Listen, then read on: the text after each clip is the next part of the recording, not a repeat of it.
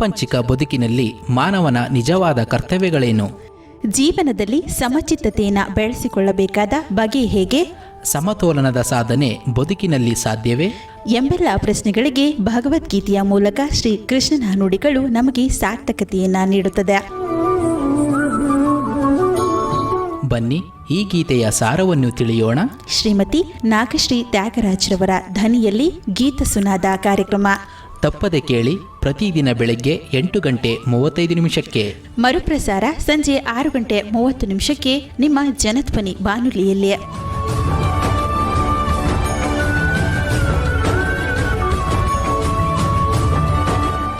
ಓಂ ಶ್ರೀ ಕೃಷ್ಣ ಪರಬ್ರಹ್ಮಣೇ ನಮಃ. ಶ್ರೀಮದ್ಭಗವದ್ಗೀತಾ. ಜನಧ್ವನಿಯ ಸಮಸ್ತ ಶ್ರೀಕೃಷ್ಣನ ಭಕ್ತರಿಗೆ ನಮಸ್ಕಾರಗಳು. ಗೀತಾ ಸುನಾದದ ಇಂದಿನ ಕಾರ್ಯಕ್ರಮದಲ್ಲಿ ನಾವು 8ನೇ ಅಧ್ಯಾಯವಾಗಿರುವ ಅಕ್ಷರ ಪರಬ್ರಹ್ಮ ಯೋಗದ 5ನೆಯ ಶ್ಲೋಕದ ಬಗ್ಗೆ ತಿಳಿದುಕೊಳ್ಳೋಣ. ಆ ಶ್ಲೋಕ ಇಂತಿದೆ: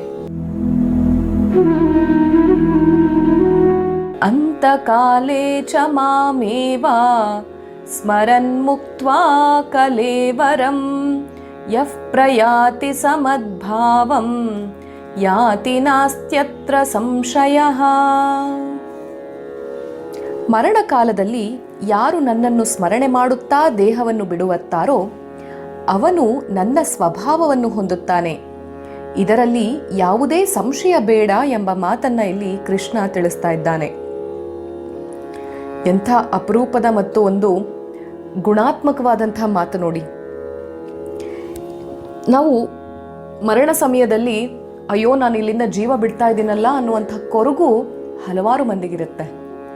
ಆಸ್ಪತ್ರೆಯಲ್ಲಿ ಇನ್ನೇನು ನಾನು ನನ್ನ ಜೀವಿತಾವಧಿಯ ಕೊನೆಯ ಸಮಯಕ್ಕೆ ಬಂದುಬಿಟ್ನಾ ಅನ್ನುವಂಥ ಒಂದು ಯೋಚನೆ ಕೂಡ ಹಲವಾರು ಮಂದಿಯಲ್ಲಿರುತ್ತೆ. ನಾನು ಈ ಒಂದು ಬದುಕನ್ನ, ನನ್ನ ಕಟ್ಟಿರುವಂಥ ಮನೆಯನ್ನ, ನಾನು ಗಳಿಸಿರುವಂಥ ಚಿನ್ನವನ್ನ ಇದನ್ನೆಲ್ಲ ಬಿಡೋಲ್ಲ, ಬಿಟ್ಟು ಹೋಗಲ್ಲ ಅಂತ ಹೇಳಿ ಕೂಡ ಹಲವಾರು ಮಂದಿ ವ್ಯಥೆ ಪಡ್ತಾ ಇರ್ತಾರೆ. ಆದರೆ ಭಗವಂತ ಮಾತ್ರ ನೀನು ಮರಣ ಸಮಯದಲ್ಲಿ ಹೇಗಿರಬೇಕು ಅನ್ನುವಂಥ ಒಂದು ಅನನ್ಯ ಸೂತ್ರವನ್ನ ತಿಳಿಸ್ತಾ ಇದ್ದಾನೆ.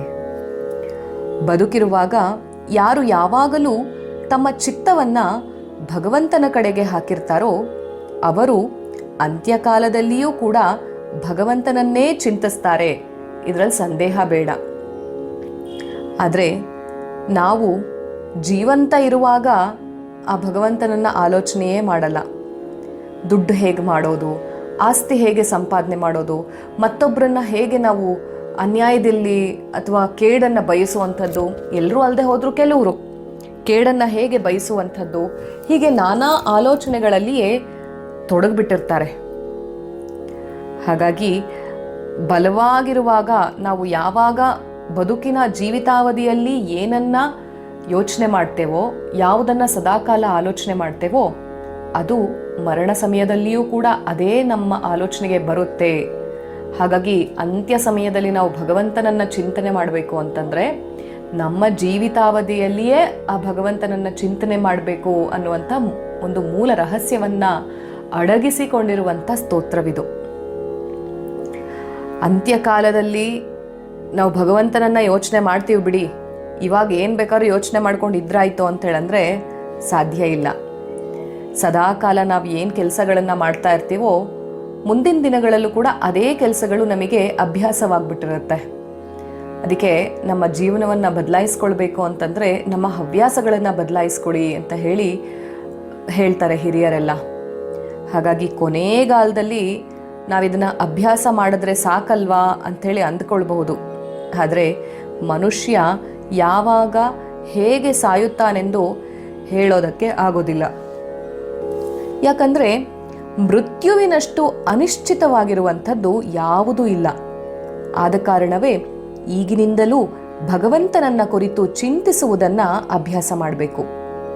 ಮೃತ್ಯು ಬಂದಾಗ ಮುಂದೆ ಹೋಗಿ ಬಾ, ನಾನಿನ್ನೂ ಅಣಿಯಾಗಿಲ್ಲ, ಆಮೇಲೆ ಬಾ ಅಂತಂದರೆ ಅದು ಕೇಳುತ್ತಾ? ಖಂಡಿತ ಇಲ್ಲ. ನಿನ್ನನ್ನೇ ಕಾಯುತ್ತಿದ್ದೆ ನಾನು, ಅಣಿಯಾಗಿರುವೆನು ಅಂಥೇಳಿ ನಾವು ಹೇಳಬೇಕು. ಹಾಗೆ ಹೇಳಬೇಕಾದ್ರೆ ಭಗವಂತನಲ್ಲಿ ಯಾರು ಆಶ್ರಯ ಪಡೆದಿದ್ದಾನೋ ಅವನಿಗೆ ಮಾತ್ರ ಇದು ಸಾಧ್ಯ. ಭಗವಂತನನ್ನ ಕುರಿತು ಚಿಂತಿಸುತ್ತಾ ದೇಹವನ್ನು ತ್ಯಜಿಸಿದರೆ ನಾವು ಅವನನ್ನೇ ಪಡೆಯುವುದರಲ್ಲಿ ಸಂದೇಹವಿಲ್ಲ. ಆಗ ಹನಿಯೊಂದು ಸಾಗರಕ್ಕೆ ಸೇರಿದಂತೆ ನಾವು ಆ ಭಗವಂತನಲ್ಲಿಯೇ ಒಂದಾಗಬಹುದು. ಅಗ್ನಿಕುಂಡದಿಂದ ಸಿಡಿದು ಮೇಲೆದ್ದ ಕಿಡಿಯೊಂದು ಪುನಃ ಅಗ್ನಿಕುಂಡಕ್ಕೆ ಬಿದ್ದಂತೆ ಅವನ ಮಡಿಲಿನಲ್ಲಿ ನಾವು ಬೀಳುತ್ತೇವೆ. ಅಂತ್ಯಕಾಲದಲ್ಲಿ ಅವನನ್ನು ಕುರಿತು ಚಿಂತನೆ ಮಾಡುವುದು ಅವನ ಬಳಿಗೆ ಹೋಗುವುದಕ್ಕೆ ಒಂದು ಟಿಕೆಟನ್ನು ತೆಗೆದುಕೊಂಡಂತೆ. ಕೀಟ ಭ್ರಮರವನ್ನ ಕುರಿತು ಚಿಂತಿಸ್ತಾ ಇದ್ರೆ ತನ್ನ ಕೀಟತ್ವವನ್ನು ತ್ಯಜಿಸಿ ಭ್ರಮರವಾಗುವಂತೆ ನಾವು ಕೂಡ ಭಗವಂತನಂತೆಯೇ ಆಗುತ್ತೇವೆ. ಇದರಲ್ಲಿ ಯಾವ ಸಂದೇಹವೂ ಇಲ್ಲ ಎನ್ನುತ್ತಾನೆ ಶ್ರೀಕೃಷ್ಣ. ಯಾರಿಗೆ ಗೊತ್ತೋ, ಆದರೂ ಆಗಬಹುದು, ಇಲ್ಲದೇ ಇದ್ರೂ ಇಲ್ಲ ಎಂಬ ಸಂದೇಹ ನಮ್ಮನ್ನ ಕಾಡಬಹುದು. ಇದನ್ನು ಪರಿಹರಿಸುವುದಕ್ಕಾಗಿ ಧೈರ್ಯದಿಂದ ಈ ಮಾತನ್ನ ಹೇಳ್ತೇನೆ. ಈ ಮಾತು ಆಧ್ಯಾತ್ಮಿಕ ಸತ್ಯ. ಹೇಗೆ ವೈಜ್ಞಾನಿಕ ಪ್ರಪಂಚದಲ್ಲಿ ನಿಯಮಗಳಿವೆಯೋ ಹಾಗೆ ಪ್ರಯೋಗಶಾಲೆಯಲ್ಲಿ ಇದರ ಸತ್ಯವನ್ನ ಕಂಡುಹಿಡಿದಿರುವರೋ ಹಾಗೆಯೇ ಸಾಧು ಸಜ್ಜನರು, ಯೋಗಿಗಳು ಶ್ರೀಕೃಷ್ಣ ಹೇಳಿದ ಸತ್ಯವನ್ನ ತಮ್ಮ ಜೀವನವೆಂಬ ಪ್ರಯೋಗಶಾಲೆಯಲ್ಲಿ ಪರೀಕ್ಷಿಸಿಕೊಂಡಿದ್ದಾರೆ. ಹೇಗೆ ಅಂದರೆ, ಈಗ ಯಾವುದೋ ಒಂದು ವಿಜ್ಞಾನದ ನಿಯಮಗಳಿರುತ್ತೆ. ನ್ಯೂಟನ್ಸ್ ಲಾ, ಆಲ್ಬರ್ಟ್ ಐನ್ಸ್ಟೈನ್ಸ್ ಲಾ ಅಂಥೇಳಿ ಬಹಳಷ್ಟು ನಿಯಮಗಳು, ಲಾ ಆಫ್ ಮೋಷನ್ಸ್ ಅಂತೆಲ್ಲ ಇದೆ. ಅದನ್ನೆಲ್ಲ ನಾವು ಹೇಗೆ ನಂಬಬಹುದು ಅಂತ ಹೇಳಂದ್ರೆ, ಶಾಲೆಗಳಲ್ಲಿ ಇರುವಂತಹ ಪ್ರಯೋಗಾಲಯಗಳಲ್ಲಿ ಪ್ರಯೋಗ ಮಾಡುವ ಮೂಲಕ ವಿದ್ಯಾರ್ಥಿಗಳಿಗೆ ಅದನ್ನು ಖಚಿತಪಡಿಸ್ಕೊಡ್ತಾರೆ. ಹಾಗೆಯೇ ಹಲವಾರು ದೊಡ್ಡ ದೊಡ್ಡ ನಿಯಮಗಳು, ಎಕ್ಸ್ಪರಿಮೆಂಟ್ಗಳು ನಮಗೆ ಪ್ರಯೋಗಾಲಯದಲ್ಲಿ ಪ್ರಯೋಗ ಮಾಡಲಿಕ್ಕೂ ಸಾಧ್ಯವಾಗದೇ ಇರುವಂಥ ಒಂದು ಉತ್ಕೃಷ್ಟದ ಮಟ್ಟದಲ್ಲಿ ಪ್ರಯೋಗಗಳಿರುತ್ತೆ. ಅದನ್ನು ನಾವು ಶಾಲಾ ಮತ್ತು ಕಾಲೇಜು ಹಂತಗಳಲ್ಲಿ ಹೀಗೆ ನಡೆಸಿದ್ರು. ದೊಡ್ಡ ದೊಡ್ಡ ಸೈಂಟಿಸ್ಟ್ಗಳು, ವಿಜ್ಞಾನಿಗಳು ಅದನ್ನು ಪ್ರಯೋಗ ನಡೆಸಿ ಇದನ್ನು ಪ್ರೂವ್ ಮಾಡಿದ್ದಾರೆ. ಹಾಗಾಗಿ ನೀವು ಇದನ್ನು ಓದಬೇಕು, ಇದನ್ನು ಕಲ್ತ್ಕೊಳ್ಬೇಕು, ಇದನ್ನು ನಂಬಬೇಕು ಅಂತ ಹೇಳಿ ನಮ್ಮ ಶಿಕ್ಷಕರು ಕೂಡ ನಮಗೆ ಹೇಳ್ತಾರೆ. ಅದೇ ರೀತಿ ನಾವು ಅಲ್ಲಿ ದೊಡ್ಡ ದೊಡ್ಡ ಪ್ರಯೋಗಗಳನ್ನು ನಾವೇ ಮಾಡಿ ಖಚಿತಪಡಿಸಿಕೊಳ್ಳಲಾಗದಿದ್ರೂ ಕೂಡ ದೊಡ್ಡವ್ರು ಮಾಡಿದ್ದಾರೆ, ಅವರಿಗದು ನೋಡಿದ್ದಾರೆ, ಆ ರಿಸಲ್ಟನ್ನು, ಫಲಿತಾಂಶವನ್ನು ಅವರು ಅನುಭವಿಸಿದ್ದಾರೆ, ಹಾಗಾಗಿ ಅದನ್ನು ನಾವು ಓದೋಣ ಅಂಥೇಳಿ ನಾವು ಓದ್ತೀವಿ. ಅದೇ ಆಧ್ಯಾತ್ಮಿಕ ಕ್ಷೇತ್ರಕ್ಕೆ ಬಂದಾಗ ಮಾತ್ರ ಇದನ್ನು ಋಷಿಮುನಿಗಳು ಕಲ್ತ್ಕೊಂಡಿದ್ದಾರೆ, ಋಷಿಮುನಿಗಳು ಇದನ್ನು ಅನುಭವಿಸಿದ್ದಾರೆ, ಋಷಿಮುನಿಗಳು ಇದನ್ನು ಸಾಕ್ಷೀಕರಿಸ್ಕೊಂಡಿದ್ದಾರೆ, ಹಾಗಾಗಿ ನಾವು ಇದನ್ನು ಪರಿಪಾಲಿಸಬೇಕು ಅಂತಂದಾಗ ಮಾತ್ರ ನಾವು ಪ್ರಶ್ನಾರ್ಥಕ ಚಿಹ್ನೆಯನ್ನು ಹಾಕ್ತೇವೆ.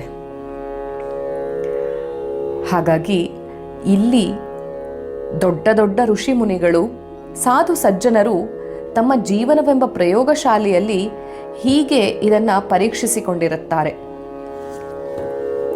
ಯಾರು ಬದುಕಿರುವಾಗ ಭಗವಂತನೆಂಬ ಧ್ರುವತಾರೆಯನ್ನ ಮನದ ಮುಂದಿಟ್ಟುಕೊಂಡು ಬಾಳುತ್ತಿರುವರೋ ಅವರಿಗೆ ಮರಣ ಇದ್ದಕ್ಕಿದ್ದಂತೆ ನಿರೀಕ್ಷಿಸದೇ ಇರುವಾಗ ಬಂದರೂ ಕೂಡ ಅವರು ಅದಕ್ಕೆ ಸಿದ್ಧರಾಗಿರ್ತಾರೆ.